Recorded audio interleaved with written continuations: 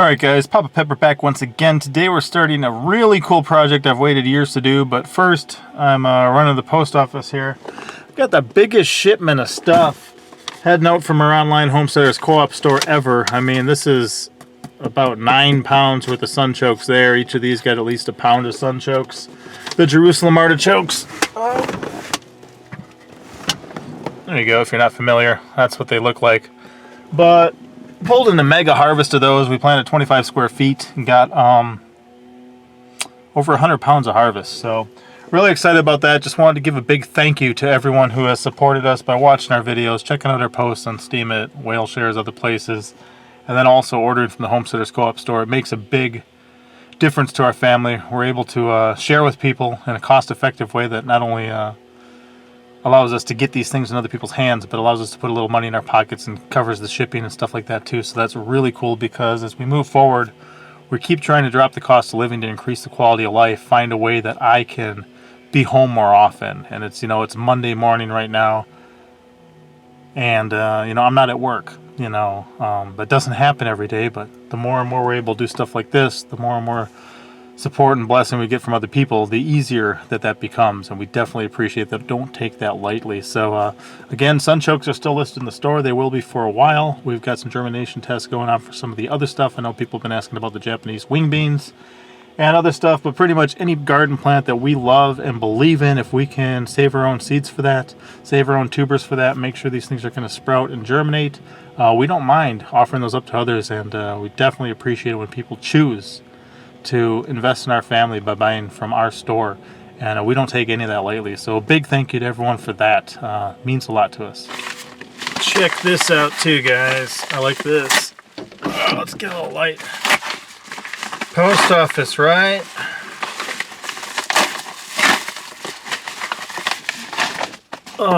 This is an edited copy, a proof copy of my second book. I hope to release this year, so very cool. Just had a friend, the Yeti from Freedom Point, his wife, went through this thing for quite a while this year and got it back to me. I had another friend, Mary, go through and edit it too, and then I've got this now. So I'm going to try to get this out in the near future. It's a, another opportunity. First of all, I like to create, I like to write, that type of stuff. I wanted to have a detective story, because I used to like watching like the CSI, different stuff like that all the time. And then as well, when you release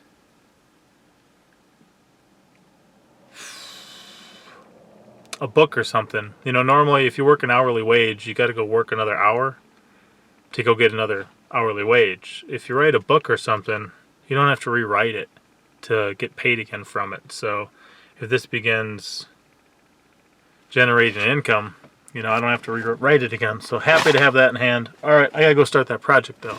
That's what this is really about. Let's go check it out.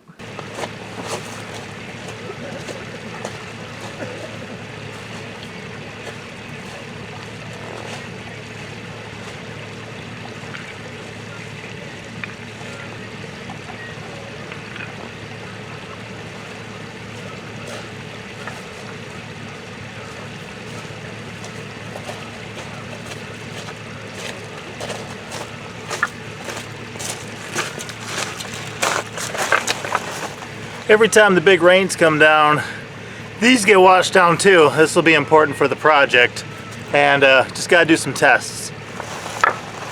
Alright guys, honestly I'm not trying to do like a whole ton of teaser stuff. We've just been a very busy time of our life right now. Shot 2 deer yesterday, which was really good.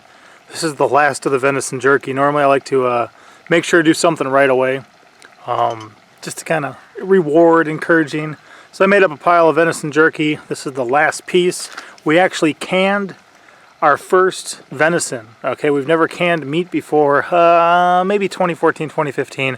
My wife helped a friend with some chicken, but we actually canned our first venison. And the cool thing is, man, our top 3 little peppers, pinky pepper, red pepper, and monster truck, those older girls spent like probably almost 2 hours cutting it up last night, and then Monster Truck got to help once I called her quits, and they finished that up. But very cool just to see them working so hard.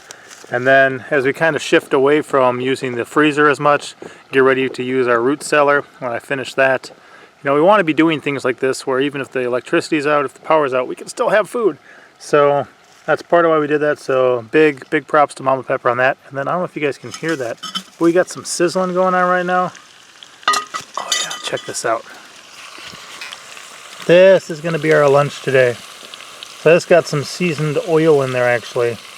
And just dropped in a couple of the tenderloins from the little guy. I shot a big doe and then a button buck. And then some of the other pieces of meat. And we're going to have that for lunch. But very cool just to kind of be, you know, enjoying some stuff right away. And I actually had the hearts for lunch yesterday. So after lunch, I'm going to get started on my project. I promise, and I'll show you guys what this is all about.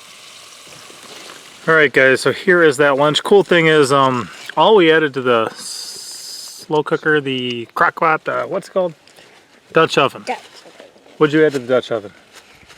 Salt, pepper, and paprika. Yeah, she just put some oil in there with a little salt, pepper, and paprika. She did the seasoning, put the venison in there, cooked it up, then cut it up, and then we took some frozen vegetables we had from our garden, and that was our top 3 garden plants. Malabar spinach, Chinese red noodle beans, and snake gourd. So we're eating that on a bed of those vegetables. What we're eating our venison on. And look, you're ready to eat already too, aren't you? She is. She Yeah. loves snake gourd. And we're still giving away free Malabar spinach seeds, which is this green stuff here, with any order from our stores. So cool. How's it taste? Did you season it good? Yeah. Excellent. All right, kids, let's enjoy lunch. Then we got that project to start working on.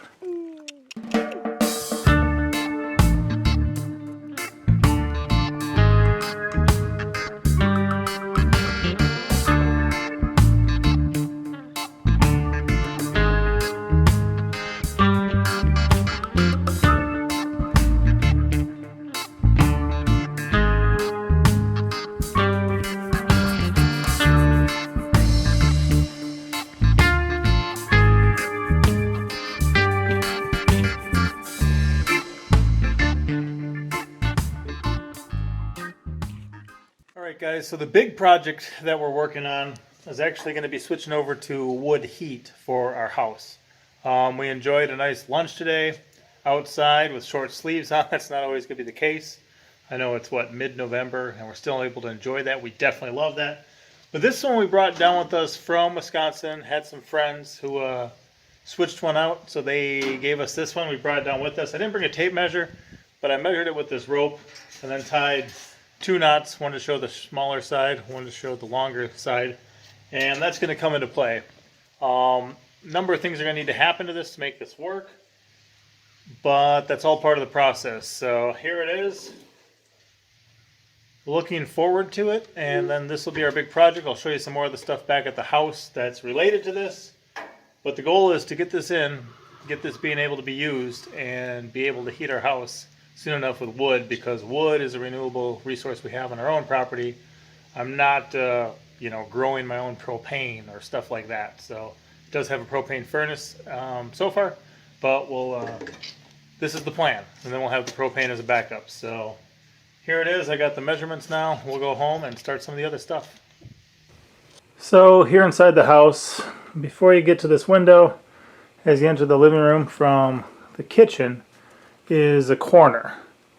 The goal is to build a platform, to put the wood stove on top, and to build a backdrop for it. And we're going to go a little bit above and beyond what's actually necessary. There's certain things with just fire codes and requirements for certain wood stoves as far as the spacing you've got to have. But we're going to go a little bit above and beyond. If you saw me earlier, you know, collecting those rocks, I've got an idea with that. So behind our stove here, we have this fake rock, and this stuff actually looks rather similar, maybe just a little lighter in color. But the goal is to see if we can do something like this behind there. So as I'm contemplating at the moment, we'll be going through the roof with the exhaust, and I'm thinking of putting a cold air intake through the floor and out the side of the building. That way we're not pulling from the cracks in the windows or other things to get air for the wood stove, build the platform up, and then I've also got some concrete board. I'm going to put one against the wall and then maybe put some conduit or something to put a space, so we've got a space between it, and put the stone on the face of that so we can heat up that mass and have air going behind it, and cut it off somewhere up over here as far as the part sticking out, but maybe still just stone this whole area. That's going to add some weight, so I'm going to make sure I've got it reinforced underneath here.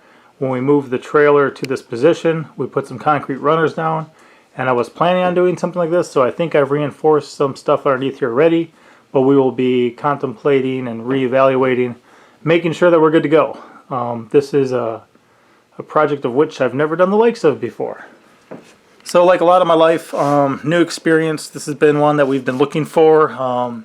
Was hanging out over the weekend with some friends, and we met at a mutual location, but their whole family smelled so nice just because they heat with wood.